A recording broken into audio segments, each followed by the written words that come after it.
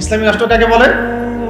যেই রাষ্ট্রের শাসন ব্যবস্থা, মানে শাসন ব্যবস্থা বলতে রাজনীতি, অর্থনীতি, সমাজনীতি, শিক্ষানীতি, সংস্কৃতি এবং বাকি যত ক্ষেত্র আছে, প্রতিটা ক্ষেত্র যখন আল্লাহ এবং তার রাসূলের বিধান মাফিক পরিচালিত হবে তখন তাকে বলা হবে ইসলামী রাষ্ট্র ব্যবস্থা বা ইসলামী হুকুমত বা ইসলামী শাসন ব্যবস্থা। যদি একটা রাষ্ট্রের মধ্যে বেশিরভাগ মানুষ মুসলমান হয়, যেমন আমাদের রাষ্ট্র, বেশিরভাগ মানুষ কি মুসলিম না মুসলিম, কিন্তু সেই রাষ্ট্রে আল্লাহ পাকের বিধান বাস্তবায়িত না হয়, তাহলে আমরা সেটাকে ইসলামী রাষ্ট্র বলতে পারি না, সেটাকে আমরা বলতে পারি মুসলিম প্রধান দেশ। কি বলতে পারি? যেমন বাংলাদেশ একটা মুসলিম প্রধান দেশ, এটা ইসলামী রাষ্ট্র ব্যবস্থার দিকে এখনো যায়নি। আবার কোন একটা রাষ্ট্র যেখানে মুসলিমরা সংখ্যাগরিষ্ঠ নয়, তারপরেও সেই রাষ্ট্রের মধ্যে আল্লাহর বিধান বাস্তবায়িত আছে, সেটা বলবো আমরা ইসলামী রাষ্ট্র। বুঝতে পারছি কথা? যেমন হচ্ছে মদিনা রাষ্ট্র। কোন রাষ্ট্র? নবী সাল্লাল্লাহু আলাইহি ওয়াসাল্লামের সেই মদিনা রাষ্ট্র। সেই মদিনা রাষ্ট্রে মুসলিমরা ছিলেন, আনসার সাহাবীরা ছিলেন, মুহাজির সাহাবীরা ছিলেন। আনসার সাহাবীদের দুইটা গোত্র ছিল, আওস এবং খাজরাজ। অনেকে জানেন, অনেকে হয়তো জানেন না, জেনে নেন। আনসার সাহাবীদের দুইটা গোত্র ছিল, একটা আওস এবং একটা খাজরাজ। তাদেরকে বলা হতো আনসার সাহাবী, যারা মক্কার হিজরতকারী সাহাবীদেরকে আশ্রয় দিয়েছিলেন, তাদেরকে কি বলা হয়? আনসার সাহাবী। আর মুহাজির সাহাবী কারা? যারা মক্কা থেকে হিজরত করে মদিনায় গিয়েছেন। তো আনসার এবং মুহাজিরদেরকে নিয়ে নবী সাল্লাল্লাহু আলাইহি ওয়াসাল্লাম একটা ভ্রাতৃত্বের বন্ধন, ঐক্যের বন্ধন গড়েছেন। এছাড়াও মদিনায় কিন্তু আরো অনেক মানুষ থাকতো, তিনটা গোত্র থাকতো সেখানে, বনু কুরাইজা, বনু কাইনুকা, বনু নাজির। আবার পৌত্তলিকরাও থাকতো সেখানে, কিছু খ্রিস্টানও ছিল, কিছু মূর্তি পূজারীও সেখানে থাকতো, বা আরো কিছু বিধর্মী মানুষও সেখানে থাকতো। মুসলিমরা কিন্তু সংখ্যাগরিষ্ঠ ছিল না, মুসলিমরা সংখ্যাগরিষ্ঠ কিন্তু ছিল না। হবে হয়তো 50-50 পার্সেন্টেজ, হবে তো 50% তাদের, 50% আমাদের, অথবা তাদের 40% আমাদের 60%, অথবা আমাদের 60% ওদের 40%।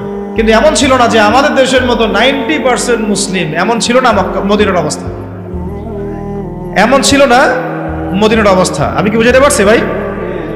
মদিনার হালতটা কিন্তু আমাদের দেশের মতো এরকম ছিল না যে 90% মুসলিম মদিনায়, বাকি সব অমুসলিম, এমন না।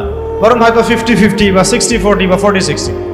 তারপরেও মদিনা রাষ্ট্রে যেহেতু আল্লাহ এবং তার রাসূলের বিধান দ্বারা সেই রাষ্ট্র পরিচালিত হয়েছে, এই জন্য আমরা মদিনা রাষ্ট্রকে বলি একটা প্রথম ইসলামিক রাষ্ট্র। মদিনা রাষ্ট্র কি ইসলামিক রাষ্ট্র ছিল, নাকি গণতান্ত্রিক, সেকুলার বা আমাদের মতো এই মানবরচিত সংবিধানে চলেছে? কোনটা? বুঝে কথা বলেন। মদিনা রাষ্ট্র কি আল্লাহ এবং তার রাসূলের বিধান অনুযায়ী চলেছে? চলে নাই? নাকি গণতন্ত্র দিয়ে চলেছে, ধর্মনিরপেক্ষতা দিয়ে চলেছে, নাকি কমিউনিজম দিয়ে চলেছে, জাতীয়তাবাদ দিয়ে চলেছে, নাকি মানব রচিত সংবিধান দিয়ে চলেছে? কোনটা? এতটুকু তো জ্ঞান আমাদের থাকা উচিত। মদিনা রাষ্ট্র চলেছে আল্লাহ এবং তার রাসূলের বিধান মোতাবেক, যদিও সেখানে আমরা সংখ্যাগরিষ্ঠ নই, তারপরেও বিধান চলেছে কার? আল্লাহ। এই কারণে মদিনা হচ্ছে একটা ইসলামী রাষ্ট্র। কিন্তু পক্ষান্তরে বাংলাদেশের দিকে যদি আমরা তাকাই, এখানে যদিও আমরা 90% মুসলিম, কিন্তু এই দেশটা শাসিত হচ্ছে সেই 70-80-100 বছর থেকে মানব রচিত সংবিধান দিয়ে। এখানে আল্লাহর বিধান বাস্তবায়িত হচ্ছে না, আল্লাহর হুদুদ, আল্লাহর কিসাস, এগুলো বাস্তবায়িত হচ্ছে না, শরিয়া আইন বাস্তবায়িত হচ্ছে না। পক্ষান্তরে তথাকথিত গণতন্ত্র, ধর্মনিরপেক্ষতাবাদ, কমিউনিজম, জাতীয়তাবাদ, এইসব মতবাদগুলো, পশ্চিমা মতবাদগুলো দিয়ে এই দেশ শাসিত হচ্ছে। এই কারণে আমরা এই দেশে সংখ্যাগরিষ্ঠ মুসলিম হলেও এই রাষ্ট্রটাকে আমরা বলতে পারি না যেটা একটা ইসলামিক রাষ্ট্র। বুঝতে পেরেছি? আচ্ছা, তাহলে পার্থক্য বুঝলাম, সংজ্ঞাও জানলাম। ইসলামী রাষ্ট্র কাকে বলে? বলে না, যেই রাষ্ট্র আল্লাহ এবং তার রাসূলের বিধান দ্বারা পরিচালিত হয় তাকে বলা হয় ইসলামী রাষ্ট্র। তাহলে আপনারা নিজেরাই বুঝতে পারবেন যে আমরা আসলে কোন জায়গায় আছি। আমরা কি আদৌ ইসলামী রাষ্ট্রে আছি? আমরা মুসলিম প্রধান দেশে বাস করি, আমরা মুসলিম প্রধান দেশে বাস করি। এখন একটা হাস্যকর কথা শোনেন। হাস্যকর কথা হচ্ছে, ধরেন যে আমার একটা বাড়ি আছে, এই বাড়িতে আপনাদের সবারই তো বাড়ি ঘর আছে, যার যার বাড়ি সেখানে তার হুকুম চলে না, নাকি আপনার বাড়ি আমার হুকুম চলে? কোনটা? বাড়ি যার হুকুম তার চলে না। আচ্ছা, এখন ধরেন যে আমরা 10 ভাই একটা এলাকার মধ্যে আছি। এই 10 ভাইয়ের যে মতবাদ বা আদর্শ বা যে মন্তব্য, যেটা মাশওয়ারা, রায়, অন্যদের উপরে সেটা প্রাধান্য পাবে না। আমার বাসায়, আমি আমার বাসায় 10 ভাই নিয়ে আছি, ধরেন আমরা সবাই 10 ভাই, মায়ের পেটের ভাই বা ইমানি ভাই, আর বাকি আছে কিছু অল্প কিছু মানুষ, 2 জন 3 জন 4 জন, এরা কেউ বিধর্মী, কেউ অন্য মতবাদের। তো এইখানে যখন কোনো রায় নিব বা যখন কোনো ফলাফল প্রতিষ্ঠা করব, তখন আমরা কার রায় নিব? ওই 10 ভাইয়ের রায় নিব নাকি ওই 2-4 জনের রায় নিব? স্বাভাবিকভাবে ওই 10 ভাইয়ের রায় প্রাধান্য পাবে, যেহেতু আমি এখানে সংখ্যাগরিষ্ঠ, তাই তো, এবং আমরা আল্লাহর এবং তার রাসূলের বিধান অনুযায়ী চলছি, তাই আমাদের কাছে তো উৎসটাও অভ্রান্ত সত্যের উৎস, এখানে তো বাতিলের কোনো সংমিশ্রণ নাই। তো এখন বাংলাদেশে 90% মুসলিম থাকার পরেও, 90% মুসলিম থাকার পরেও বাংলাদেশের রাষ্ট্র ব্যবস্থায় কোরআনের বিধান বাস্তবায়িত হয় নাই। বাংলাদেশের রাষ্ট্র ব্যবস্থায় আল্লাহর শরীয়ত আইন বাস্তবায়িত হয় নাই। বাংলাদেশের শিক্ষা ব্যবস্থায় ইসলামী শিক্ষাকে বাধ্যতামূলক করা হয় নাই। বাংলাদেশের সংস্কৃতির মধ্যে ইসলামী সংস্কৃতিকে বাধ্যতামূলক করা হয় নাই। বাংলাদেশের অর্থনীতির মধ্যে সুদবিহীন ইসলামী অর্থনীতি বাস্তবায়িত করা হয় নাই। বাংলাদেশের রাজনীতির মধ্যে ইসলামী কোরআন এবং সুন্নাহ ভিত্তিক ইসলামিক যে রাজনীতি, নবী সাল্লাল্লাহু আলাইহি ওয়াসাল্লামের যে রাজনীতি, এটাকে বাধ্যতামূলক করা হয় নাই। ব্যাপারটা হাস্যকর না? আমার ঘর, আমার জমিন, আমার দেশ, আমার মাটি, আমরাই সংখ্যাগরিষ্ঠ, আর আমাদের ধর্মেই এখানে উপেক্ষিত। কি বুঝতে পারছেন না? ঘর আমার, বাড়ি আমার, এলাকা আমার, আমরা মুসলিম, সংখ্যাগরিষ্ঠ আমরা, তারপরেও আমাদের দেশে আল্লাহ এবং তার রাসূলের আইন বাস্তবায়িত হয় নাই। সংবিধানের মধ্যে ইসলাম স্থান পায় নাই। রাষ্ট্রধর্ম ইসলাম হবে কিনা ভোটাভুটি করতে হয়, সংবিধানে বিসমিল্লাহ থাকবে কিনা ভোটাভুটি করতে হয়। সুবহানাল্লাহ, আস্তাগফিরুল্লাহ, লা হাওলা ওয়ালা কুওয়াতা ইল্লা বিল্লাহিল আলিয়্যিল আযীম। তাহলে দেখেন, চিন্তা করেন কত বড় ধোঁকাবাজি, কত বড় প্রতারণা আমাদের সাথে। 90% মুসলিম আমি, তাহলে তো আমার কথা এখানে দাপটের সাথে মানতে হবে নাকি? কথা তো খুব সিম্পল।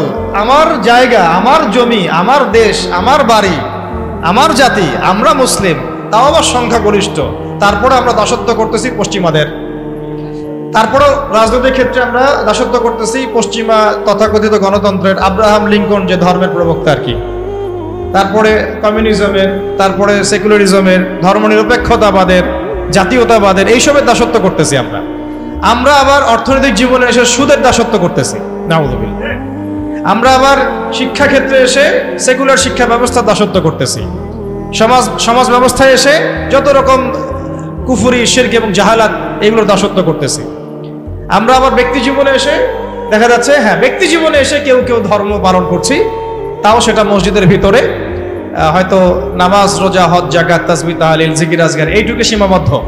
ইসলামকে যখন আমরা বলছি ইসলাম শিক্ষায় থাকবে, সমাজে থাকবে, সংস্কৃতিতে থাকবে, অর্থনীতিতে থাকবে, রাজনীতিতে থাকবে, তখন তারা আমাদেরকে আবার বলছে আমরাই জঙ্গি, সন্ত্রাসী, মৌলবাদী। কত বড় প্রতারণা আমাদের সাথে করা হচ্ছে বা হয়েছে, এটা কি বুঝতে পারছেন কিনা? সবাই বুঝবেন এই কথাগুলো, আমি জানি, যাদের বোঝার তারা বুঝেন, তারা বুঝলেই হবে আর।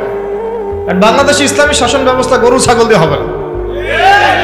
বুঝাতে পারছে কিনা? এটা মানে খুব উঁচু লেভেলের একটা ইবাদত। এই কারণে দেখা যাবে এটা প্রতিষ্ঠিত করার জন্য খুব বুদ্ধিদীপ্ত প্রজন্ম লাগবে আর কি। হ্যাঁ, বুদ্ধিদীপ্ত একটা তরুণ প্রজন্ম লাগবে, এবং ওলামায়ে কেরামের সহবত, দুটো একসাথে যখন হবে ইনশাল্লাহ হয়ে যাবে। চল, তাহলে ইসলামী রাষ্ট্র ব্যবস্থা কাকে বলে এটা বুঝলেন, এবং আমাদের সাথে কি ধোঁকাবাজি হয়েছে এটা বুঝলেন। এখনো দেখেন, এখন যদি আপনারা বলেন যে আমরা সবাই ইসলামী রাষ্ট্র ব্যবস্থা চাই, একটা গণভোটের আয়োজন করা হোক, দেখা যাক কারা কারা ইসলামের পক্ষে ভোট দেয়। ঠিক আছে, দেখবেন যদি 80% মানুষও ভোট দেয় যে হ্যাঁ আমরা ইসলামের পক্ষে আছি, আমরা ইসলামী শাসন ব্যবস্থা চাই, আমরা চাই দেশের মধ্যে আল্লাহর বিধান বাস্তবায়িত হোক, ওই যে 20% মানুষ যারা চায় না, ওদের মতটাই প্রাধান্য পাবে এই সিস্টেমের মধ্যে। তাহলে আমাদের মতকে প্রাধান্য দিবে না। আর যদিও কেউ দিতে চায়, তখন দেখা যাবে ভারত, ইসরায়েল, আমেরিকা, পশ্চিমা শক্তি, এগুলো আমাদের উপর আক্রমণ করে বসবে। তো এই যে একটা ধোঁকাবাজি, এই যে একটা প্রতারণা আমাদের সামনে চলছে, এইখান থেকে জাতিকে বের করতে হবে। কথা হবে একটাই, যে জমিন আল্লাহর, বিধান চলবে। এই জমিন কার? এই জমিন আল্লাহর, আমি আল্লাহর বান্দা, আমি আল্লাহর দিন পালন করি, আমি আল্লাহর রাসূল মুহাম্মদ সাল্লাল্লাহু আলাইহি ওয়াসাল্লামকে অনুসরণ করি। এই জমিনে মুসলিমদের মধ্যে শরিয়া চলবে, বিধান চলবে কার? আল্লাহ। সোজা কথা। আর যাদের এটাতে অ্যালার্জি হয় তারা কোথায়? জাহান্নামে গিয়ে মরে মরুক। এইটা নিয়ে আমাদের কোনো আফসোস নাই, আপত্তি নাই। হ্যাঁ, তারা যদি ভালোই ভালোই মেনে নেয় তো আলহামদুলিল্লাহ, না মানলে আমরা দাওয়াতের কাজ তো করতে থাকবোই। আর যদি তারা আমাদের উপর জুলুম করতে আসে, আমরাও প্রতিবাদের ভাষা বেছে নেব ইনশাআল্লাহ। কারণ বিপ্লব বা অভ্যুত্থান কখনো কনফ্লিক্ট ছাড়া হয় না। এর প্রমাণটা আমাদের ছাত্র ভাইরাই দেখাই দিয়েছে। একটা আদর্শকে যদি আপনি রাষ্ট্র পর্যায় পর্যন্ত নিতে চান, সবসময় শুধু দাওয়াতের মেহনত দিয়ে যথেষ্ট হবে না। অনেক সময় প্রতিবাদের ভাষারও প্রয়োজন আছে, এবং প্রতিবাদের ভাষায় কথা বললে যে কাজ হয়, এটা তো জুলাই মাসে এর প্রমাণ বহন করছে না? এখন যারা জুলুম করেছে ছাত্র ভাইদের উপরে, এবং ছাত্র ভাইরা যখন এটাকে প্রতিবাদ করেছে, তার একটা দাবি নিয়ে যখন, এক দফা দাবি নিয়ে যখন রাস্তায় নেমেছে, তখন আমরা কি ছাত্র ভাইদেরকে বলেছিলাম যে ছাত্র ভাইরা জঙ্গি? বুকে হাত দিয়ে বলেন তো, কেউ কি বলেছে এই ছাত্র ভাইরা সন্ত্রাসী, এই ছাত্র ভাইরা উগ্র? বলেছে কেউ? কেউ যদি বলে থাকেও, এই কথাটা কি সঠিক হবে না ভুল? এই কথাটা কি ইনসাফ হবে না জুলুম? বরং এই ছাত্র ভাইরা ছিল মাজলুম, তাদেরকে নির্বিচারে গুলি করে হত্যা করা হয়েছে। এর পরবর্তীতে তারা এই পদক্ষেপ নিয়ে রাস্তায় নেমেছে। প্রথমে তো তারা নামে নাই, নেমেছিল না। এখন একটু একটা বিষয় খেয়াল করে দেখেন, গণতান্ত্রিক পদ্ধতিতে এইরকম কনফ্লিক্টগুলোকে কিন্তু আমরা জঙ্গিবাদ, সন্ত্রাসবাদ এগুলো বলি না। বলি? এই গণতান্ত্রিক পদ্ধতিতে এই ধরনের কনফ্লিক্টগুলোকে, এই যে কনফ্লিক্ট বুঝেন কিনা, কনফ্লিক্ট মানে এই যে সংঘর্ষগুলা, এগুলোকে কিন্তু আমরা জঙ্গিবাদ, সন্ত্রাসবাদ, মৌলবাদ বলছি না। কিন্তু এই ছাত্র ভাইদের জায়গায় যদি রাস্তায় আমি, আপনি, ওলামায়ে কেরাম থাকতাম, তাহলে আমাদেরকে তারা বলতো এরা মৌলবাদী, জঙ্গি এবং সন্ত্রাসী। ধোঁকাবাজি, বুঝতে পারছেন? ঠিক এই ঘটনাটাই ঘটেছিল শাপলা চত্বর। এরকমই ঘটনা। ওই সময় তো ছাত্র ভাইরা আমাদের সাথে ওইভাবে ছিলেন না, ছিল শুধু ওলামায়ে কেরাম এবং তুল্লাব যারা, তারা ছিলেন। কথা হচ্ছে, তখন কিন্তু আমাদেরকে জাতির সামনে এবং পুরো বিশ্ব মিডিয়া উপস্থাপন করা হলো যে এরা উগ্র, এরা জঙ্গিবাদী, এরা সন্ত্রাসী, তাই না? বহুজনের ঘাড়ে 10টা 20টা করে মামলা ঝুলা দেওয়া হলো, কত ভাইকে শাপলা চত্বরে নির্মমভাবে গুলি করে হত্যা করা হলো। তো এই যে বিষয়গুলো, ইসলামকে কিভাবে তারা সমাজ থেকে সংকীর্ণ করে, এটা আপনাদেরকে বুঝতে হবে। যখন ইসলামের প্রশ্ন আসে, তখন তারা আমাদের উপর এমন জুলুমের স্টিম রোলার চালায় যেটা আবু জেহেলও করে নাই, কিন্তু গণতান্ত্রিক পদ্ধতিতে যখন তারা কোনো কনফ্লিক্টে যায়, তখন তারা কিন্তু এটাকে জঙ্গিবাদ, সন্ত্রাসবাদ বলছে না। বরং আমরা বলছি ছাত্র ভাইরা সাহসিকতার পরিচয় দিয়েছেন, এবং তারা ছিলেন এখানে সবচেয়ে হকপন্থী। তারা হকপন্থী ছিলেন না, বিপরীত পক্ষ হকপন্থী ছিল। এখন হকের তো বিজয় হলো, এটাও তো দেখলাম। আর বিজয়ের সময় কি তারা শুধু দাওয়াত দিয়েছে? যখন তাদেরকে মেরেছে, তারা কি বলেছে ভাই আর মারিয়েন না, আল্লাহর রাস্তায় আর মারিয়েন না? নাকি তারাও দু একটা লাঠি সোটা নিয়ে প্রতিবাদ করেছে? কোনটা? আর এই প্রতিবাদটাই যদি আবু আদনান করতে যাইতো তাহলে সমস্যা ছিল। এই প্রতিবাদটাই যদি আমাদের ওলামায়ে কেরাম করতেন তাহলে সমস্যা ছিল। এই প্রতিবাদগুলো যদি আমরা বেশি না, ওই যে কুরবানির জবাই করা ছুরিগুলো নিয়ে বের হইতাম, তাহলে অবস্থা খারাপ ছিল। অস্ত্র শস্ত্র তো না, এগুলি অস্ত্র সবার বাসায় আছে না, কুরবানির গরু জবাই করা ছুরি। তারা বের হয়েছে কি নিয়ে? সাউন্ড গ্রেনেড নিয়ে, মেশিন গান নিয়ে, AK-47 নিয়ে শুয়ে গুলি করতেছে, আর বলতেছে যে 5টারে মারলাম, 10টারে মারলাম। ভিডিওগুলো দেখেন নাই? তো এর বিপরীতে ছাত্র ভাইরা কি নিয়ে বেরোছে? লাঠি সোটা, ইটপাট কেলেই তো। এই তো, এমনকি ওই যে আপার অনুসারী যারা ছিল, তারা যে অস্ত্রশস্ত্রগুলো নিয়ে শোডাউন করেছিল আর কি, সেগুলো কি ছাত্র ভাইদের কাছে ছিল? কি ছিল না। এমনকি মেয়েদেরকেও মার খেতে হয়েছে, তাই না? কথা হচ্ছে, এর যদি 10% ওলামায়ে কেরাম কেউ করতো, তাহলে সারা দুনিয়া জুড়ে একটা ইস্যু তৈরি করা হতো যে বাংলাদেশ একটা মৌলবাদী রাষ্ট্র হয়ে গেছে। আপনাদেরকে বিশ্বের এই দাজ্জালীয় সভ্যতার এই ষড়যন্ত্রগুলো বুঝতে হবে। দাজ্জালীয় সভ্যতার বৈশ্বিক ষড়যন্ত্রগুলোকে বুঝতে হবে। এই সমস্যাটা শুধু আমাদের আঞ্চলিক সমস্যা না, এটা একটা বৈশ্বিক সমস্যা। যখনই মুসলিমদের উপর জুলুম হয়, মুসলিমরা যদি মার খায়, মার খাওয়া অবস্থাতেও তাদেরকে বলা হয় সন্ত্রাসী, জঙ্গি। আর যদি তারা প্রতিবাদের ভাষা বেছে নেয়, তাহলে তো সারা বিশ্ব মিডিয়া ফলাও করে প্রচার করে যে এই মুসলিমরা জঙ্গি, সন্ত্রাসী, এরা উগ্রবাদী, এরা রাষ্ট্রে অস্থিতিশীলতা সৃষ্টি করতে চায়, এদেরকে রাষ্ট্র থেকে হটাও, এদেরকে গুম করো, এদেরকে খুন করো, এদেরকে ক্রসফায়ারে দিয়ে দাও। এইভাবেই জুলুম করা হয়েছে আমাদের সাথে বিগত প্রায় 50 বছর থেকে। তাই নামকাও আসতে শুধু মুসলিম রাষ্ট্র না, আমরা চাই একটা পরিপূর্ণ ইসলামী রাষ্ট্র। যতদিন পর্যন্ত পরিপূর্ণ ইসলামী রাষ্ট্র এবং শাসন ব্যবস্থা কায়েম না হচ্ছে, ততক্ষণ উলামায়ে কেরামদের দুর্দশাও দূর হবে না, আমাদের দুর্দশাও দূর হবে না, আল্লাহি দূর হবে না। বরং ওরা মসজিদ মাদ্রাসাগুলো পর্যন্ত নিয়ন্ত্রণ করতে থাকবে। নিয়ন্ত্রণ করে নাই তার আগে? সারাদিন রোজা রেখে আমরা কারো গীবত তহমত করবো না, বাজে কথা বলবো না, অহেতুক গল্প আড্ডা পিটাবো না, চায়ের দোকানে বসবো না, করা যাবে? জামাতে নামাজ পড়ার চেষ্টা করব।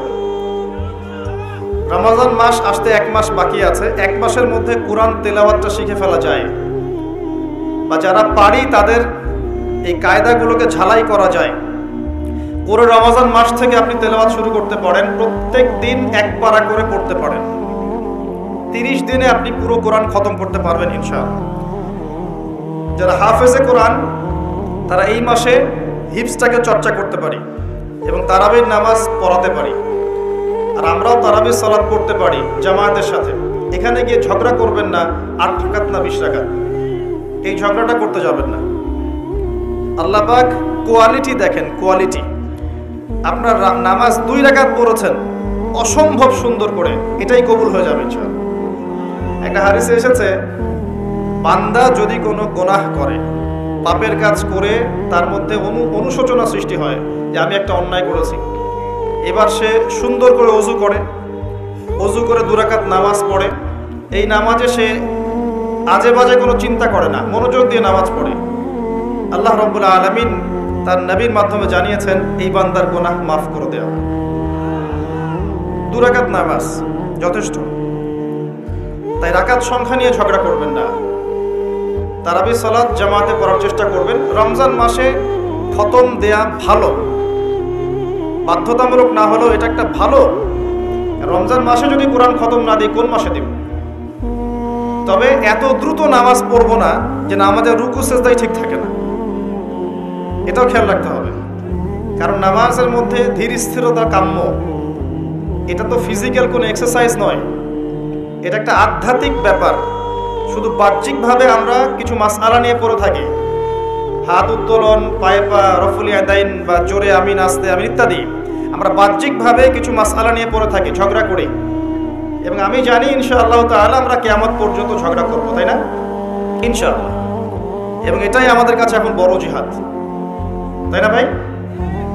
এইগুলো দেখলে মঙ্গলদের কথা মনে পড়ে। তাতারি, যারা হিস্ট্রি পড়েছেন, ইতিহাস, তারা জানবেন মঙ্গোলিয়ানরা আক্রমণ করেছিল বাগদাদকে, এবং মঙ্গোলিয়ানরা অর্ধবিশ্ব শাসন করেছিল একসময়, চেঙ্গিস খান এবং হালাকু খানের বংশধর।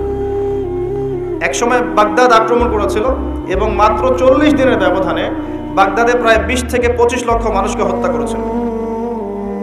এখনকার ইউক্রেন রাশিয়ার যুদ্ধের মতো নয়, একটা বোম ফেলছে মানুষ মারা যাচ্ছে, এমন নয়, বরং সোর্ড দিয়ে যুদ্ধ, তরোয়াল দিয়ে মানুষকে জবাই করে করে হত্যা করেছে।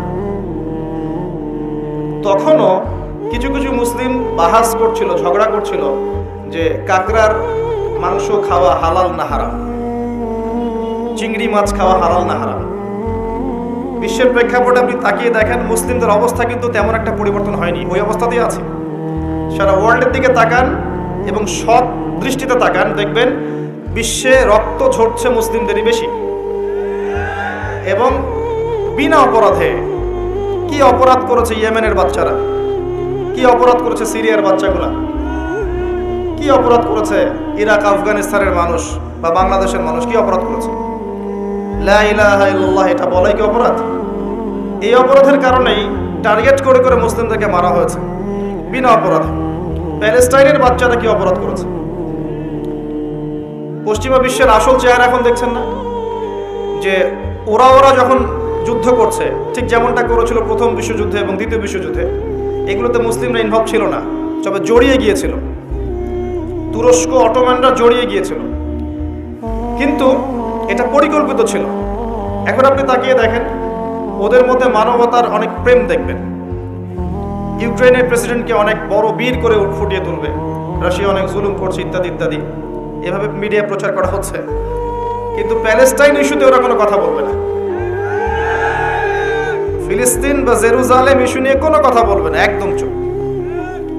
আপনি এগুলো দেখতে হলে আপনার পিএইচডি করার দরকার নাই, সাধারণ কমন সেন্স যথেষ্ট। দেখেন,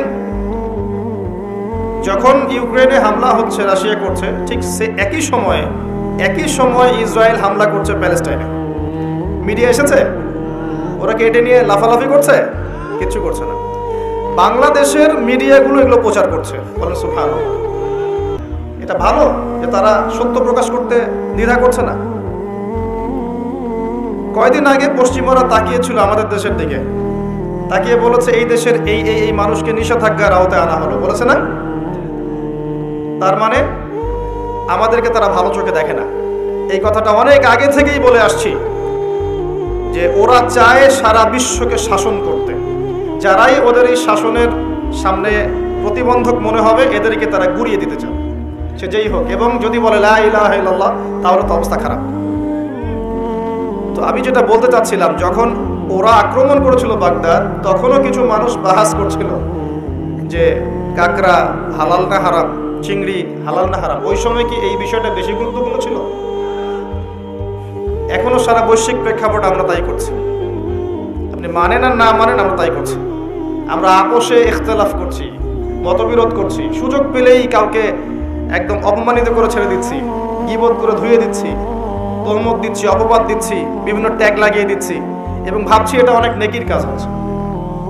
আদতে আপনি যে সময়টাতে আপোষে ক্রন্দলে ব্যস্ত আছেন, এই সময়ের মধ্যে ইসরায়েল আরো 10টা মিসাইল বানিয়ে ফেলেছে।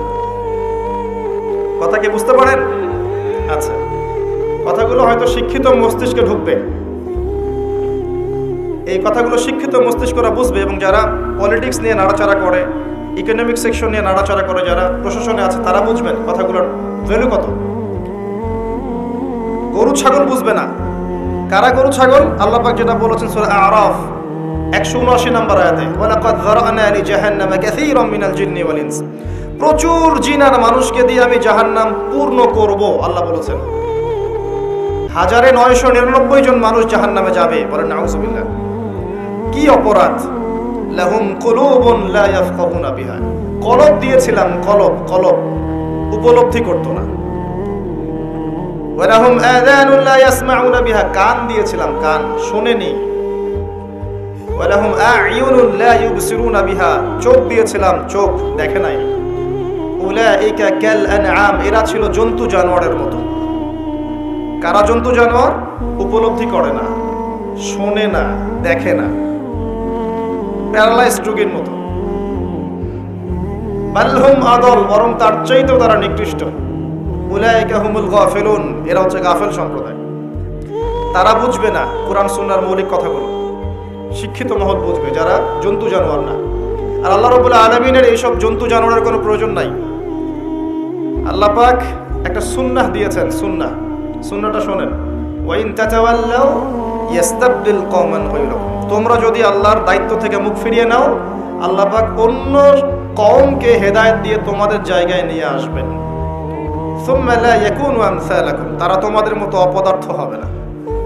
আল্লাহর সুন্নাহ, ইন তানসুরুল্লাহ ইয়ানসুরকুম। তোমরা আল্লাহর দ্বীনকে সাহায্য করো, আল্লাহ তোমাদেরকে সাহায্য করবে। অটোমেটিকলি মান্না সালওয়া এখন আসবে না। এটা সেই যুগ না। এটা সেই যুগ না যে আমরা সবাই যার যার দায়িত্ব ছেড়ে দিব, ইসলামের বেসিক জিনিসগুলো ছেড়ে দিব, আর আল্লাহ পাক আবাবিল পাখি পাঠিয়ে জালেমকে ধ্বংস করবেন। এটা সেই যুগ না। এটা আবরাহার যুগ নয়। এই যুগের সুন্নাহ হচ্ছে এটা, ইন তানসুরুল্লাহ ইয়ানসুরকুম। তোমরা আল্লাহকে সাহায্য করো, তবেই আল্লাহ তোমাদেরকে সাহায্য করবে। ওয়া ইউসাব্বিত আকদামাকুম। তোমাদের পা আল্লাহ পাক সুদৃঢ় করে রাখবেন। আল্লাহর আরো সুন্নাহ শুনেন। ইন্নাল্লাহা লা ইউগাইয়িরু মা বিকওমিন। আল্লাহ পাক কোন কওমের অবস্থা ততক্ষণ পরিবর্তন করেন না, হাত্তা ইউগাইয়িরু মা বিআনফুসিহিম, যতক্ষণ তারা নিজেরা তাদের অবস্থা পরিবর্তন করছে না। এর চেয়ে সরল কথা হতে পারে? আমি ওয়াজ কি করব? আল্লাহ পাকের কথাগুলো অনুবাদ করে শোনাচ্ছি। এর চেয়ে বড় ওয়াজ কিছু নেই। ব্যাখ্যার কোনো প্রয়োজন নাই, কথাগুলো খুব স্পষ্ট। যে বিষয়টা থেকে এদিকে আসলাম, পুরো বৈশ্বিক প্রেক্ষাপটে মুসলিমরা আজকে চতুর্দিক থেকে সংকুচিত অবস্থায় আছে। এর জন্য ইসলামের শত্রুরা দায়ী নয়, এর জন্য আমরা দায়ী। এর জন্য ইসলামের শত্রুরা দায়ী নয়, আমরা দায়ী। কারণ আমরা 5 ওয়াক্ত নামাজ পড়ি না এখন, এটা বাস্তবতা। আমরা 5 ওয়াক্ত নামাজ পড়ি না, তো সবাই পড়ি না, বেশিরভাগই পড়ি না। আমরা সবাই স্লোগান দিব আল কোরআনের আলো ঘরে ঘরে জ্বালো। অনেস্টলি হাত উঁচু করেন তো ভাই, কতজন কোরআন বিশুদ্ধ করে তেলাওয়াত করতে পারেন? এবার আপনি দেখেন হাতের সংখ্যা, প্লিজ নামান। এগুলো বাস্তবতা। আর আমরা যেটার পিছনে ছুটি ওটা আবেগ। আবেগ, আই ওয়াশ, শোডাউন। আমরা এই অবস্থায় আছি। আমাদের মধ্যে কতজন মানুষ প্রত্যেক বছর নিসাব পরিমাণ সম্পদের যাকাত দেয়? হাত তোলেন দেখি। দেখেন কতজন মানুষ, কতজন। এখানে কি হিন্দু আছে, খ্রিস্টান, বৌদ্ধ আছে, ইহুদি আছে? নাই। কে, কতজন মানুষ বুকে হাত দিয়ে বলতে পারবেন যে আপনি সুদ খান না?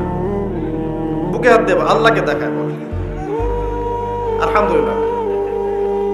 শোনেন, এবার আপনাকে বলি, আমি ধরেন একটা বাসায় ভাড়া থাকি। কথার কথা, আমি একটা বাসায় ধরেন ভাড়া থাকি। এখন এই বাসাটা তৈরি করা হয়েছে সুদি ব্যাংক থেকে লোন নিয়ে। এখন এখানে ধরেন 10টা ফ্যামিলি আছে, একটা ফ্ল্যাট। এই 10টা ফ্যামিলি মাসে মাসে ভাড়া দেয়।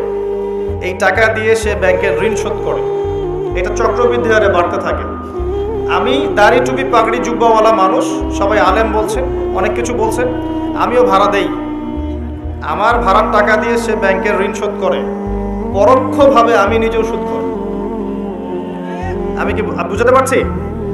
আমি সুদখোর না হলেও সুদের সাথে সম্পৃক্ত। এটা সেই যুগ, যেই যুগ সম্পর্কে নবী সাল্লাল্লাহু আলাইহি ওয়াসাল্লাম বলেছেন যে এই যুগে এমন মানুষের সংখ্যা খুবই কম হবে যারা পরিপূর্ণভাবে রিবা থেকে দূরে থাকতে পারবে। যারা দূরে থাকতে চাইবে তাদের গায়েও সুদের ছিটাফোঁটা গিয়ে পড়বে। এটা সেই যুগ।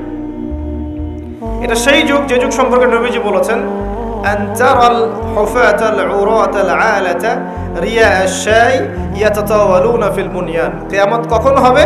জিবরাইল আলাইহিস সালাম প্রশ্ন করছেন। তিনি বলছেন আমি জানি না। মাল মাসউলু আনহা বিআ'লামা মিনাস সাইল। আবার জিবরাইল আলাইহিস সালাম বলছেন আলামত বলে দেন।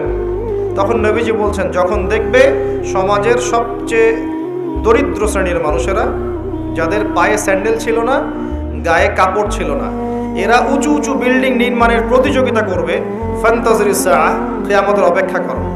আর কি নিদর্শন আপনাকে দেখাবো, আর কোন সাইনের জন্য অপেক্ষা করে বসে আছে।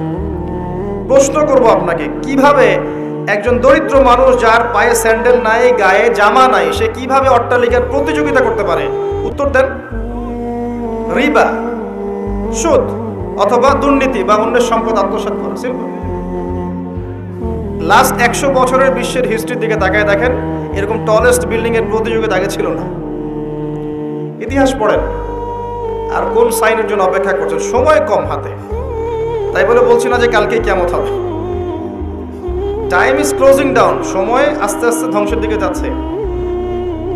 বাহ্যিক চোখ দিয়ে দেখলে আপনার কাছে মনে হবে যে সব এগিয়ে যাচ্ছে, কিন্তু আপনি যদি খিদির আলাইহিস সালামের মতো ভিতরের চোখ বাইরের চোখ দুই চোখ দিয়ে দেখতে পারেন, তাহলে বুঝবেন যে হ্যাঁ আগাচ্ছে ঠিকই, বাট ধ্বংসের দিকে। বিশ্ব যে কোনো সময় বিশ্বের দেখবেন একটা পারমাণবিক যুদ্ধ শুরু হয়ে গেছে। এমনকি জুমার খুতবায় চিঠি পাঠায় দেওয়া হতো যে এই যে এই বিষয়ে আলোচনা করবেন, বাকি ডানে বামে যেন কথা না যায়। প্রত্যেকটা মসজিদে ডিজিএফআই বসে থাকতো, এনএসআই বসে থাকতো, ডিবির লোকজন বসে থাকতো। হয়তো এখনো থাকে, কিন্তু অত সাহসিকতার সাথে হয়তো বের হতে পারে না, কিন্তু আছে ঠিকই। কথা হচ্ছে যে তখন তো প্রত্যেকটা রেকর্ড চলে যেত জায়গা মতো, কোন জায়গায় কি আলোচনা হচ্ছে, কোন মাহফিলে কি আলোচনা হচ্ছে। এই জন্য আপনাদেরকে আমি বলতাম, এখনো বলি যে মোবাইল ফোনের এই যে মানুষকে প্রচার করার, জানান দেওয়ার যে একটা অপসংস্কৃতি, এখান থেকে বের হন। কিছু কাজ গোপনে করতে শিখেন। তারা গোপনে গোপনে এইভাবে দায়ীদের, আলেমদের নাম লিস্ট করে গোপনে গোপনে উঠায় ফেলতো। কাউকে গুম করার সময় তারা কি বলতো লাইভে এসে অমুককে আজকে গুম করবো? বলতো কখনো? তাহলে আমরা তো দেখা যায় এমন একটা অবস্থা, কোথাও ওয়াজ করতে গেলে বরকত দান করেন, জানাইতেই হবে মানুষকে। আমার না জানানো পর্যন্ত আমার ইবাদত মনে কবুল হচ্ছে না। এই যে একটা সাইকোলজিক্যাল ডিসঅর্ডার, আমি বলি এটা সাইকোলজিক্যাল ডিসঅর্ডার। মানে আমাদেরকে আরো অনেক স্মার্ট হইতে হবে। এত সহজ না রাষ্ট্র পর্যায় পর্যন্ত ইসলামকে নিয়ে যাওয়া। আমাদের ভিতরে ভিতরে কাজ করতে হবে, গোপনে গোপনে কাজ করতে হবে। নবী সাল্লাল্লাহু আলাইহি ওয়াসাল্লাম প্রথম 3 বছর গোপনে দাওয়াত দিয়েছেন। কত বছর? 3 বছর টানা কিছু কাজ গোপনে করতে হয়, কিছু কাজ গোপনে করতে হয়। তাহাজ্জুদের কিছু দোয়া গোপনে করতে হয়। ওই গোপন দোয়াতে ওমর রাদিয়াল্লাহু আনহুর মতো মানুষ ইসলাম কবুল করে। ভালো করে বুঝবেন, সবকিছু প্রচার করতে হয় না। হ্যাঁ, প্রচার আমি করব, যেটা প্রচার করার প্রয়োজন, যেটা প্রচার করা দরকার, যেটা প্রচার করলে কাফেরের গায়ে জ্বালা ধরবে, সেগুলো আমরা প্রচার করব। কিন্তু সবকিছু সব জায়গায় প্রচার করতে হয় না, এটা আমাদেরকে বুঝতে হবে। এখন যারা বাংলাদেশকে শাসন করছে এখনো, তারা কি সব পলিসিগুলো সবার সামনে উন্মুক্ত করছে? করছে না। গোপনে গোপনে কি হচ্ছে আল্লাহই ভালো জানে। কি হচ্ছে আমরা তো আজ করতে পারি, আজ তো করতে পারছি। এরপরে যারা ওই যে ওত পেতে বসে আছে আর কি, সুযোগ পাইলেই ক্ষমতা দখল করবে, তারা কি করতেছে এটা কি আপনাদের সবাইকে বলতেছে? গোপনে গোপনে করছে, ওয়ার্ড রেডি করছে তারা। ঠিক এই কারণে আমরা যদি ইসলামী রাষ্ট্র ব্যবস্থায় যেতে চাই, তাহলে ওলামায়ে কেরাম এবং আপনাদেরকে, স্পেশালি ইয়াং জেনারেশন তরুণদেরকে, তোল্লাবদেরকে কিছু কিছু বিষয়ে গোপন রাখার অভ্যাস তৈরি করতে হবে। আল্লাহ পাক করার তৌফিক দান করুন। তো একটা তো সংজ্ঞা বুঝলাম যে ইসলামী রাষ্ট্র ব্যবস্থা কাকে বলে। এখন দ্বিতীয় পয়েন্টে আসেন, ইসলামী রাষ্ট্র ব্যবস্থা নতুন কোনো বিষয় নাকি প্রাচীন কোনো বিষয়, এটাতে আসি না। তারা আবার বলবে যে এটা নতুন কোন একটা মতবাদ নিয়ে আসতেছে এরা, বিশ্বের বুকে আমরা তো এগুলো দেখি নাই আগে।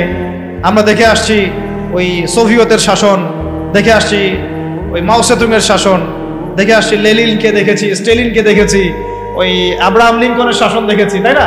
পশ্চিমাদের উত্থান দেখেছি, ফরাসি বিপ্লব দেখেছি। এরা আবার কি বলে ইসলামী শাসন, ইসলামী খেলাফা, ইসলামী শরিয়া এটা প্রতিষ্ঠা করতে চায়। তো তারা তো আমাদেরকে মনে করবে আমরা জাদুঘরে রাখার প্রাণী, মঙ্গল গ্রহ থেকে মনে হয় আসছে, তাই না? এখন জবাবটা জেনে রাখেন। জবাব হচ্ছে, পৃথিবীর প্রথম মানুষ ছিলেন একজন নবী। বলেন, কি বললাম? পৃথিবীর প্রথম মানুষ ছিলেন একজন, কি নাম? আদম আলাইহিস সালাম। তো আদম আলাইহিস সালামকে আল্লাহ পাক কি হিসেবে সৃষ্টি করেছেন? জবাব, খলিফা হিসেবে। কি হিসেবে? ওয়াইজ ক্বালা রাব্বুকা লিল মালায়েকা ইন্নী জাইলুন ফিল আরদি খলিফা।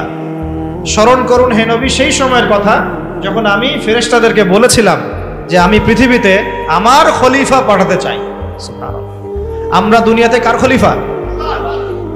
খলিফা মানে কি সেটাও আমাদের জানা উচিত। ঘুম পাচ্ছে? ঘুম পাচ্ছে কি? একটু জেগে থাকেন। এরকম বহু রাতের পর রাত না ঘুমায় কাটাতে হবে, তারপরে দিন কায়েম হবে। এমন আমার তো মনে হয় বিগত 3-4 বছরে আমরা 4 মাসও টানা রাত্রেবেলা মনে হয় শান্তিতে ঘুমাই নাই এখন পর্যন্ত। ঠিক আছে, ঘুম কমাতে হবে, পরিশ্রম বাড়াতে হবে, মেহনত বাড়াতে হবে, খাওয়া কমাতে হবে। এরকম ভুঁড়ি বাড়ানো যাবে না। শরীর চর্চা করতে হবে, কসরত করতে হবে। ঠিক আছে, শক্তিশালী হতে হবে মানসিকভাবে, শারীরিকভাবে, ইমানের দিক থেকে, আমলের দিক থেকে। এত দুর্বল হলে চলবে না। বুঝতে পারছি ভাই? সাহাবীদের জীবনীগুলো পড়েন, নবী সাল্লাল্লাহু আলাইহি ওয়াসাল্লাম সিরাতটা পড়েন, দেখেন কিভাবে তারা কষ্ট করেছেন দিনের জন্য, কি পরিমাণ কষ্ট করেছেন। এটা নিয়ে ইনশাআল্লাহ আরেকদিন আলোচনা করব। উহুদের যুদ্ধের ঘটনা যদি পড়েন, দেখবেন সাহাবীরা কিভাবে কষ্ট করেছেন, কিভাবে কষ্ট করেছেন। 40টা 50টা তরোয়ারের আঘাত গায়ে নিয়েও নবী সাল্লাল্লাহু আলাইহি ওয়াসাল্লামকে কাঁধে করে উহুদের পাহাড়ে উঠেছেন তালহা রাদিয়াল্লাহু আনহু। নবীজি বলেছেন, তোমরা যদি কোনো জীবন্ত শহীদকে দেখতে চাও, এই তালহাকে দেখো, সে বেঁচে আছে কিন্তু শহীদ হয়ে গেছে। সুবহানাল্লাহ। তো সাহাবীদের মতো ওই রকম ত্যাগের মানসিকতা। দিন মানেই কোরবানি। দিন মানে কি? জানের কোরবানি, মালের কোরবানি, সময়ের কোরবানি। একদিন 1 ঘন্টা 2 ঘন্টা বসে থাকলে মানুষের মনে হয় যে বাপরে বাপ কি করে ফেললাম। আমরা এমনও গিয়েছে যে একজন ওস্তাদের সাথে সাক্ষাৎ করার জন্য সারাদিন বসে আছে, ওস্তাদ ব্যস্ত, বের হতে পারছেন না রুম থেকে, একজনের পর একজন, একজনের পর একজন আসছেন। অনেকে তো এমন হয়েছে, আপনি এসো আরবি শিখি কিতাব পড়েছেন না আবু তাইম রেজা সাহেবের, অনেকে তার সাথে দেখা করতে যায়, সিরিয়াল না পেয়ে বাসা চলে আসে। তিনি এত ব্যস্ত কাজে, উম্মার ফিকির এত বেশি ব্যস্ত কাজ করছেন, তার খাদেম গিয়ে তাকে বলারও সাহস পান না যে একজন দেখা করতে আসছেন আপনার সাথে। তো কুরবানি ছাড়া দিন প্রতিষ্ঠিত হবে না। যাই হোক, যুবক ভাইদেরকে বলছি স্পেশালি, শক্তিশালী হইতে হবে, সব দিক থেকে শক্তিশালী হইতে হবে। আল্লাহ পাক তৌফিক দান করেন। এখন আপনাদেরকে আমি বলছিলাম যে দেখুন, প্রথম যে মানুষকে আল্লাহ পাক পৃথিবীতে পাঠিয়েছেন, যিনি একজন নবী, তাকে আল্লাহ পাক খলিফা বলেছেন। কি বলেছেন? খলিফা মানে কি এইটা আপনাদেরকে একটু বলি। সফরে প্রতিনিধি, রাইট? সফরে বের হওয়ার সময় একটা দোয়া পড়ি না আমরা, সুবহানাল্লাযী সাখখারা লানা হাযা ওয়া মা কুননা লাহু মুকরিনিন ওয়া ইন্না ইলা রাব্বিনা লামুনকালিবুন। এই দোয়াটার একটা অংশে আছে, আল্লাহুম্মা আনতা সাহিবু ফিস সাফারি আল্লাহ এই সফরে তুমি আমার সাথী, আমার সাহেব, ওয়াল খলিফাতু ফিল আহলি ওয়া মালি, আর আল্লাহ তুমি আমার পরিবারের মানে আহালের এবং মালের খলিফা। সুবহানাল্লাহ। খলিফা মানে আল্লাহ আমি তো বাসায় নাই, আমি তো সফরে বের হয়ে গেলাম, আমার বাসার, আমার আহাল, আমার মালের দেখাশোনাকারী খলিফা, তত্ত্বাবধায়ক এবং প্রতিনিধি হচ্ছ তুমি আল্লাহ। খলিফা মানে কি? যিনি একজনের অবর্তমানে আরেকজনের ওই দায়িত্বটাই পালন করেন। তো যদি আমরা পৃথিবীতে আল্লাহর খলিফা হই, তাহলে এই দুনিয়াতে আমাদের দায়িত্ব কি? আল্লাহর বিধান কায়েম করা না? যদি আমরা আল্লাহর জমিনে আল্লাহর বিধান না কায়েম করি, তাহলে কি আমরা আল্লাহর খলিফা হব না শয়তানের খলিফা হব? বুঝে কথা বলেন। আল্লাহর জমিনে আমরা এসেছি আল্লাহর খলিফা হয়ে। এই পৃথিবীতে আমরা ছিলাম না, ছিলাম জান্নাতে। কোথায়? সেখান থেকে আমাদের বাবা আদম আলাইহিস সালাম, আমাদের মা হাওয়া আলাইহিস সালামকে পাঠিয়ে দেওয়া হলো। কি কারণে পাঠানো হয়েছে এটা তো অন্য আলোচনা, আপনারা তো জানেনই। সাথে ইবলিসকেও পাঠানো হয়েছে। কাকে? ইবলিসকে। এই কনফ্লিক্ট চলছে, কিয়ামত পর্যন্ত চলবে। আর মানুষের হায়াত অল্প, ইবলিসের হায়াত আবার কিয়ামত পর্যন্ত, তাই না? তো এখন তার মিশন হচ্ছে মানুষকে সে জাহান্নামে নিয়ে যাবে। আর আদম আলাইহিস সালাম, হাওয়া আলাইহিস সালাম যখন পৃথিবীতে এসেছেন, তখন থেকে নিয়ে এই জমিনে আল্লাহ পাকের খলিফা কারা ছিলেন? আমাদের পিতা, আমাদের মাতা নন? তারপরে তার সন্তান, তার সন্ততি নন? এখন যদি আমরা আল্লাহর জমিনে এসে আল্লাহর বিধান বাস্তবায়ন না করি, তাহলে কি আমরা আল্লাহর খলিফা হতে পারবো না শয়তানের খলিফা হব? কেউ যদি আল্লাহর জমিনে আল্লাহর নাজ নেয়ামত ভোগ করে শয়তানের দাসত্ব করে, শয়তানের বিধান বাস্তবায়ন করে, সে কি আদৌ আল্লাহর খলিফা না শয়তানের খলিফা?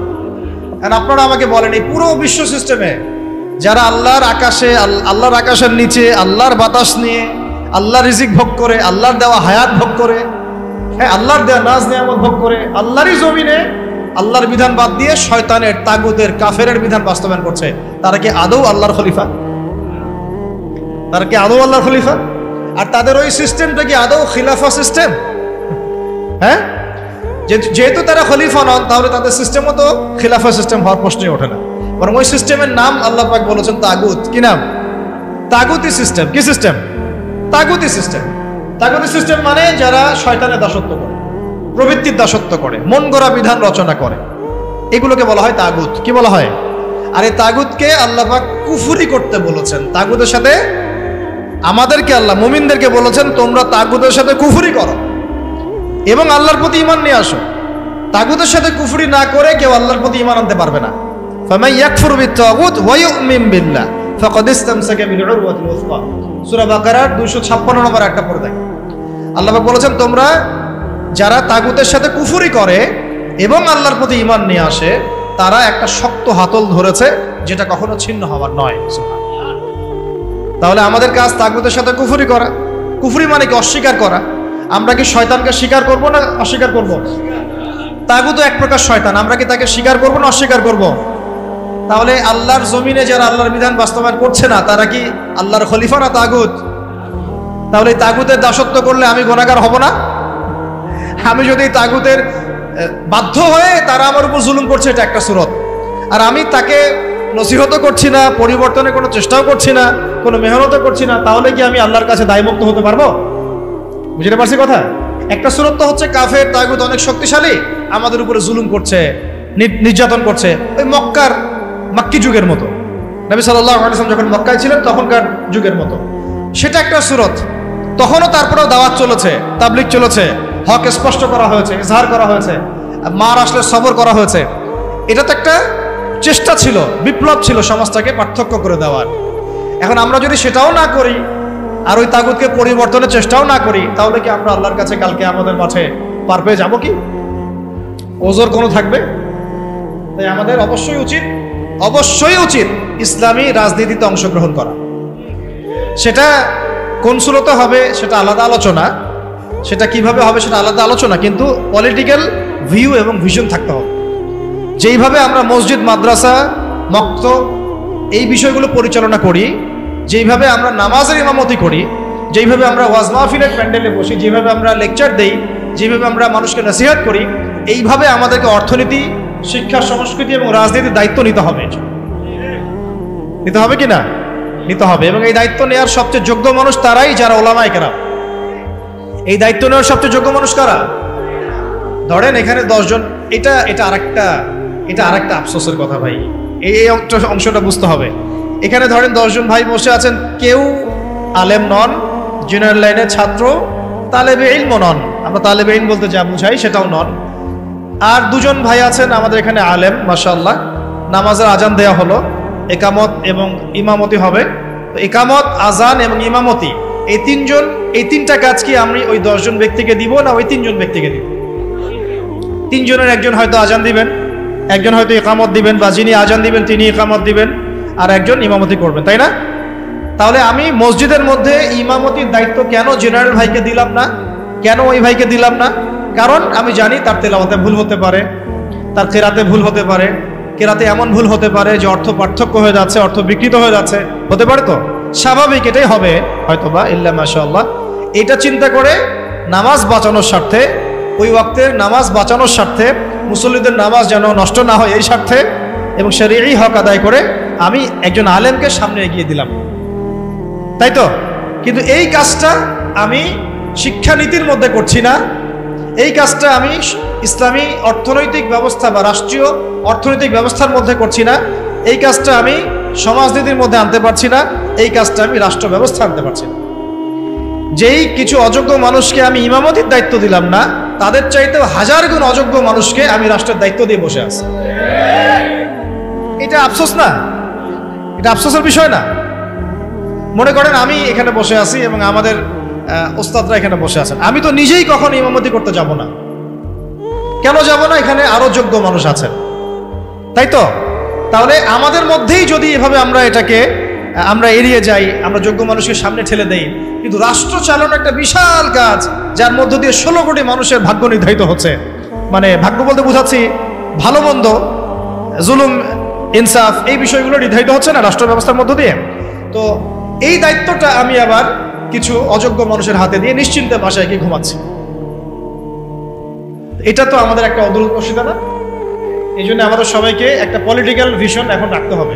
আগে যা হয়েছে হয়েছে, যখন যেটা বুঝি নাই, এখন মসজিদ, মাদ্রাসা, মক্তব যেভাবে আমরা চালাই সাফল্যের সাথে, সেইভাবে আমরা সমাজ চালাবো ইনশাআল্লাহ, সেইভাবে আমরা ইনশাআল্লাহ অর্থনীতিও চালাবো ইনশাআল্লাহ, আজ হোক আর কাল হোক রাষ্ট্র চালাবো ইনশাআল্লাহ। এবং আমরা আমাদের তরুণ ভাইদেরকে সাথে নিব, প্রতিভাবান ভাইদেরকে সাথে নিব, তুল্লাবদেরকে সাথে নিব, যারা সাহসী তাদেরকে সাথে নিব। আমাদের মধ্যে যারা অমুসলিম কিন্তু আবু তালেবের মতো আমাদের কাছে ওই ভূমিকা রাখবে, প্রয়োজনে সেই মানুষদেরকে আমরা স্পেস দিব ইনশাআল্লাহ। আবু তালেব আমাদেরকে সাহায্য করেন নাই মক্কায়? করেছেন কিনা? তো যদি অমুসলিমও হয় কিন্তু আবু তালেবের মতো হয়, কোনো সমস্যা নাই। কিন্তু অমুসলিম হয়ে যদি আবু জেহেলের মতো হয়, সমস্যা আছে। কথা বুঝতে পারছি? তাহলে ইসলামী রাষ্ট্র ব্যবস্থা নতুন কোনো কনসেপ্ট নয়, বরং এটা একটা প্রাচীন কনসেপ্ট। সভ্যতা শুরুই হয়েছে একজন খলিফা দ্বারা, সুবহানাল্লাহ। আর এই মানব সভ্যতার শেষও হবে একজন ইমামুন আদিল খলিফার হাতে। তিনি কে? ইমামুল মাহদি এবং ঈসা আলাইহিস সালাম। তাহলে সভ্যতা শুরু হলো ইসলাম দিয়ে, সভ্যতা শুরু হলো খিলাফা দিয়ে, সভ্যতা শুরু হলো শরিয়া আইন দিয়ে, আর শেষও হচ্ছে একজন ইমামের হাতে, একজন নবীর হাতে এবং ইসলামী খেলাফতের হাতে, তাই না? আপনারা তো জানেনই, এটা তো আমি নতুন করে আর বলার দরকার নাই যে শেষ জামানা ঈসা আলাইহিস সালাম আসবেন, জানেন না? তিনি 40 বছর বিশ্ব শাসন করবেন। তিনি কি বিশ্ব শাসন করতে গিয়ে জাতিসংঘের কাছে গিয়ে বলবেন আমাকে ফিলিস্তিনের রাষ্ট্র ব্যবস্থার অনুমোদন দেন, ছাড়পত্র দেন? ওই জাতিসংঘ যদি তাকে বাধা দিতে আসে, পুরো জাতিসংঘের সাথে উনি জিহাদ ঘোষণা করবেন। তিনি কি IMF এর কাছে গিয়ে বলবেন আমাকে ডলার দেন, লোন দেন? আপনাদের কি মনে হয়? তো এই বিষয়গুলো সামনে আসছে। বিশ্ব ব্যবস্থার গন্তব্য হচ্ছে ইসলামী খেলাফা। এই বিশ্বের গন্তব্য কি? আস্তে আস্তে আবারও ইসলামী খেলাফার দিকে আসবে, নবুয়তের আদলে খেলাফা আসবে, আবার নবুয়তের আদলে খেলাফা আসবে ইনশাআল্লাহ। এখন আমরা জানলাম যে এবং বিশাল ওয়ার্ল্ড ওয়ার শুরু হয়ে যেতে পারে। এটার সাথে আমরা সম্পৃক্ত না থাকলেও বিশ্বের প্রতিটা প্রান্তে এর ইফেক্ট হবে। তেলের দাম বেড়ে যাবে, খাবারের দাম বেড়ে যাবে। তেল যদি না পাওয়া যায়, অনেক বড় বড় রাষ্ট্র চলবে না। Mills and industries and factories, আপনার বাহন থেকে শুরু করে এভরিথিং, যারা অয়েল ডিপেন্ডেন্ট, শেষ, ব্লকড। আর যেসব কান্ট্রি খাবার সাপ্লাইয়ের জন্য নির্ভরশীল, খাবার আমদানিতে নির্ভরশীল বেশি, এদের অবস্থা 12টা বাজবে। পরিবেশ নষ্ট হয়ে যাবে, বাতাস, অক্সিজেন পাবেন না, বাতাসে ফ্রেশ অক্সিজেন। প্রচুর মানুষ মারা যাবে। মানুষ মারা যাওয়ার পরে দেখবেন মহামারী ছড়াবে।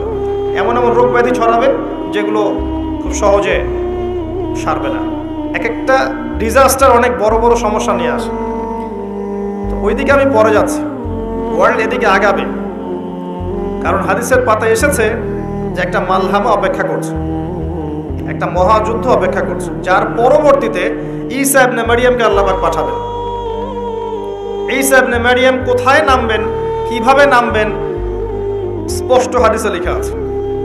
তিনি সিরিয়ায় নামবেন, সিরিয়ায় দামেস্ক, সাদা মসজিদ মিনার, সাদা মসজিদের মিনারের উপরে দুইজন ফেরেশতার কাঁধে ভর দিয়ে, যখন তার চুলগুলো ভেজা থাকবে এবং চুল দিয়ে টপ টপ করে পানি পড়তে থাকবে, এভাবে এসেছে হাদিসে।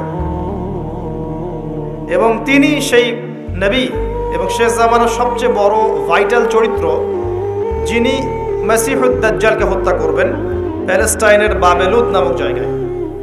এর আদর্শ বিধান এগুলোকে বাস্তবায়ন করবে। নেটো এটা থামাতে পারবে না, কেউ থামাতে পারবে না। এটা আসবে কত বছর পর, এটা ননসেন্স প্রশ্ন। 10, 20, 30, 100, 200 আল্লাহ ভালো জানি না, কিন্তু ওয়ার্ল্ড এদিকে যাবে। তারপরে আপনি বিশ্বে একটা শান্তি দেখতে পারবেন, প্রত্যেকটা জায়গায় ইসলাম আর ইসলাম। নবীজি বলেছেন একটা কাঁচা বাড়ি বাদ থাকবে না, একটা পাকা বাড়িও বাদ থাকবে না যেখানে আল্লাহ পাক দ্বীনের কালিমা প্রবেশ করাবেন না। তারপরে একটা প্রজন্ম আসবে যারা এতটা খারাপ হবে যে রাস্তার মোড়ে মোড়ে দাঁড়িয়ে প্রকাশ্যে জেনা করবে কুকুর শিয়ালের মতো। এবং এদের সামনে আল্লাহ রাব্বুল আলামিন পশ্চিম দিক থেকে সূর্য ওঠাবেন, মুহূর্তেই কিয়ামত হয়ে যাবে, শেষ। কিয়ামত সম্পর্কে আল্লাহ পাক এভাবে বলেছেন যে পানির গ্লাস মুখে নিবে, খেতে পারবে না। বেচা কেনার জন্য কাপড় বের করবে ক্রেতা বিক্রেতা, ডিলিংসের আগে কিয়ামত হয়ে গেছে। উটকে নিয়ে যাবে পানি পান করাতে, পানি খাওয়ার আগে কিয়ামত। খুবই দ্রুত হবে বিষয়টা। এবং সূর্য উঠে গেলে তওবার দরজা বন্ধ, তখন তওবার দরজা খোলা থাকবে না। দুইটা অবস্থায় তওবার দরজা বন্ধ হয়ে যায়, মানুষের মৃত্যুর আলামত শুরু হয়ে গেলে এবং পশ্চিম দিক থেকে সূর্য উঠলে। ওয়ার্ল্ড এভাবে যাবে। এখন আমি আপনাকে এত বড় স্কেলে চিন্তা করতে বলছি না, এইসব স্কেলে সবাই চিন্তা করতে পারবে না। বেসিক জায়গাটাতে আসেন। বেসিক জায়গা হচ্ছে 5 ওয়াক্ত নামাজ তো আপনাকে পড়তে হবে, আপনার আকীদা তো আপনাকে ঠিক করতে হবে, আপনাকে তো আমাকে তো আমাদের জীবনের উপরে সুন্নতকে বাস্তবায়ন করতে হবে, নবীর আদর্শে চলতে হবে। দিন রাতের প্রতিটা কাজ রাসূল সাল্লাল্লাহু আলাইহি ওয়াসাল্লামের সুন্নাহ মাফিক করতে হবে। অ্যাটলিস্ট আমরা তো হালাল খেতে পারি, পরিবারের আদর্শটা তো ভালো করতে পারি, কোরআন তো শিখতে পারি, মাদ্রাসা তো করতে পারি, আমাদের বাচ্চাগুলোকে তো ভালো মানুষের মতো মানুষ করতে পারি। নিজের বুদ্ধি, নিজের প্রতিভা, মেধা, শ্রম, সময় এগুলো দিয়ে আমরা দেশ ও জাতির তো খেদমত করতে পারি। এগুলো তো করার সুযোগ আছে। কবে এই ঘটনা ঘটবে এই জন্য তো আমরা বসে নাই, কিন্তু আমরা জানি যে বিশ্ব একদিন এদিকে যাবে। যা দেখছেন এগুলো থাকবে না। আমি বাস্তবতার দিকে আসছি। আমি জিজ্ঞাসা করেছিলাম যে কতজন হালাল রিজিক খান, আলহামদুলিল্লাহ হাত উঁচু করেছেন। দেখেন আপনি জরিপ করে দেখেন যুব সমাজের মধ্যে কতজন যুবক জীবনে একবার পুরো কোরআন A to Z পড়েছে, হাত উঁচু করেন দেখুন। পুরো কোরআন। আচ্ছা, এবার হাত এভাবে রাখেন, যারা পড়েছেন তাদের মধ্যে অর্থসহ কতজন পড়েছে? আমি খুশি হচ্ছি আপনাদের অনেস্টি দেখে, এটা অনেস্ট থাকা ভালো। আপনি জিজ্ঞাসা করেন যুবকদেরকে বা যুবতীদেরকেও, জীবনে একটা বার রাসূলুল্লাহ সাল্লাল্লাহু আলাইহি ওয়াসাল্লামের পবিত্র জীবনী কে কে পড়েছে? একবার, অনলি একবার। এটা বাস্তবতা। এখন আপনি আমাকে উত্তর দেন, এই যে বেসিক কাজগুলো এগুলো করতে কি সরকার বাধা দেয়, প্রশাসন বাধা দেয়, অন্য ধর্মাবলম্বীরা বাধা দেয়? এখানকার ল্যাকিংসগুলো কাদের? আমাদের না ওদের? ইসলামের শত্রুরাও কি আপনাকে বাধা দিয়েছে এগুলো করতে? যারা প্রকাশ্য শত্রু বাধা দিয়েছে? এই যে ল্যাকিংসগুলো এগুলো দূর করার দায়িত্ব আমাদের ছিল না? এগুলো আমাদের হাতে না? এগুলোতে নাই। কিন্তু আপনি দেখবেন স্লোগান দেওয়ার সময় অগ্রগামী, আল কোরআনের আলো ঘরে ঘরে জালো, সবাই বলবে হ্যাঁ ঠিক। আর যদি বক্তা বলে ঠিক না বে ঠিক, সবাই বলবে ঠিক। ঠিক না বে ঠিক? ঠিক। কি বুঝলেন? বাস্তবতা খুব কঠিন, আর বাস্তবতা আর আবেগের মধ্যে অনেক পার্থক্য আছে। আমি একটু বাস্তববাদী মানুষ, উম্মাকে নিয়ে স্বপ্ন দেখব, ভালো। উম্মার বিজয় চাবেন, অগ্রগতি চাবেন, আল্লাহর জমিন, আল্লাহর দিন কায়েম চাবেন, সব ঠিক আছে। কিন্তু বেসিক ঠিক না থাকলে 10 তলা বাড়ি হয় না। বেসিক ঠিক না থাকলে 20 তলা ফাউন্ডেশন দিয়ে আপনার 20 তলা বাড়ি আপনি করতে পারবেন না। আসেন একটা আয়াতের উপর আগে আমল করি, সেটা হচ্ছে ইয়া আইয়ুহাল্লাযীনা আমানু, হে মুমিনগণ, ভালো করে শুনুন আয়াতটা, হে মুমিনগণ, আলাইকুম আনফুসাকুম, তোমরা নিজেরা নিজেদের নফসের খবর নাও, নিজেরা নিজেদের ফিকির করো, নিজের আমলনামা নিজে গোছান, আমলনামা গোছান, চিন্তা করেন আপনি জীবনে কত কত পাপ করেছেন। আজকে রাত্রে গিয়ে ঠান্ডা মাথায় একটা কাগজ কলম নিয়ে বসেন, আমিও বসে, চলেন। কারণ আমরা নিজেরা ঠিক না হলে মানুষকে আমি সংশোধন করতে পারবো না। একটা কাগজ কলম নিয়ে বসেন, আপনি দেখবেন আপনার মনে পড়ছে আপনি জিনা করেছেন, আপনি মদ খেয়েছেন, নাউজুবিল্লাহ, আল্লাহ না করুক। আপনি দেখবেন অনেস্টলি আপনি নামাজ পড়েন নাই, আপনি যাকাত দেন নাই, রোজা রাখেন নাই, পর্দা করেন নাই, বেপর্দায় চলেছেন, গার্লফ্রেন্ডের সাথে ঘুরেছেন, বয়ফ্রেন্ডের সাথে আপনি গোপন কক্ষে গেছেন, আপনি সুদ খেয়েছেন, ঘুষ নিয়েছেন, দুর্নীতি করেছেন। আপনি নিজেই বুঝতে পারবেন মানুষের মনটা অনেক বড় আদালত, মানুষের বিবেকটা অনেক বড় আদালত। অনেস্টলি এগুলো লিখে ফেলেন। এরপর আপনি খেয়াল করবেন যে আপনার আমার পাপগুলো 2 ভাগে বিভক্ত। কয় ভাগে? এক ভাগ হচ্ছে আল্লাহর সাথে সম্পৃক্ত, আল্লাহর হক, আরেকগুলো বান্দার হক। আল্লাহর হক শোধ করা খুব সহজ। ওই যে বললাম 2 রাকাত সালাত পড়ে আল্লাহর কাছে কান্নাকাটি করতে হবে, আল্লাহ এই 30 বছর 40 বছর 50 বছর হায়াতে আমি এই পাপ করেছি, আমার এগুলো মনে পড়ছে, আর এমন তো অনেক পাপ আছে আল্লাহ আমার মনেও পড়ছে না। তুমি ভালো জানো, তুমি ভালো জানো, প্রকাশ্য গোপন সব পাপ তুমি ভালো জানো। আল্লাহ আজকে আমি তোমার কাছে তওবা করছি, বলছি আস্তাগফিরুল্লাহ ওয়া আতুবু ইলাইহি। আল্লাহ তুমি আমার সব পাপকে মাফ করো। আল্লাহ পাকের জন্য এটা মুহূর্তের ব্যাপার যে আপনার সমস্ত গুনাহকে আল্লাহ পাক নেকি দিয়ে পরিবর্তন করে দেবেন ইনশাআল্লাহ। আমি এমনি এমনি কথা বলছি না। আল্লাহ পাক সূরা ফুরকানে বলেছেন, ইল্লা মান তাবা ওয়া আমানা ওয়া আমিলা আমালান সালিহান ফাউলাইকা ইউবাদদিলুল্লাহু সাইয়্যাতিহিম হাসানাত। যারা তওবা করে ফিরে আসবে, যারা ঈমান নিয়ে আসবে, আমলে সালেহ করবে, আমলে সালেহ সৎ আমল করবে, এরাই তারা যাদের পাপগুলোকে আমি পুণ্য দিয়ে পরিবর্তন করে দেব ইনশাআল্লাহ। আর কি চান? এরপরে একটা বাকি থাকলো মানুষের সাথে জড়িত পাপ। এটা ডিফিকাল্ট, খুবই ডিফিকাল্ট। এটা মাফ না নিলে জাহান্নাম অবধারিত। কিরকম? পরকালে উঠে দেখবে অনেক মানুষ দাবি নিয়ে বসে আছে, আমার গীবত করেছে, আমাকে অপবাদ দিয়েছে, আমার উপর জুলুম করেছে, আমার টাকা নিয়ে দেয়নি, আমার সম্পদ মেরে খেয়েছে, ইত্যাদি ইত্যাদি। অনেক মানুষ দাঁড়িয়ে থাকবে, কিন্তু নেকি ছিল, নামাজ রোজা হজ জাকাত অনেক নেকি ছিল।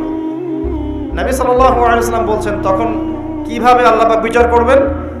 এই নেকিগুলোকে তাদেরকে দিয়ে দেওয়া হবে, বলেন নাউজুবিল্লাহ, আর তাদের গুনাহ এই আমলনামায় চাপিয়ে দেওয়া হবে।